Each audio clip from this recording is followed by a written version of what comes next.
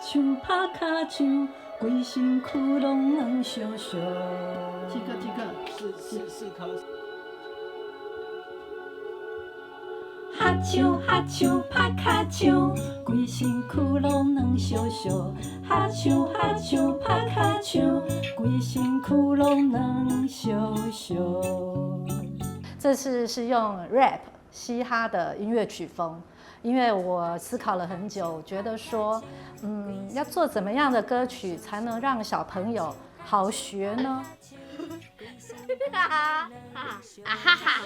不会唱我们就用念的啊。我伫这块专辑内底、制作内底，拢有去安排这种物件，就是讲我要呈现童谣的各种形式、各种想象力，然后或许可以赋予教学的意义。哈手哈手拍骹手，规身躯拢软烧烧。哦，这里第二段是第8段，规身躯拢软烧烧。咱常常看到迄种的少年人伫台顶咧 rap， 就是伫遐咧跳来跳去。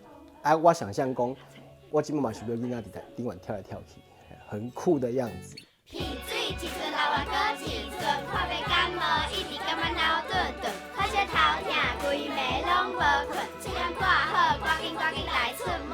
我觉得说可以创作一首，用台语歌来创作一首呢，有这个健康医疗卫教的教育意义的歌在里面，我觉得对社会才有一个贡献。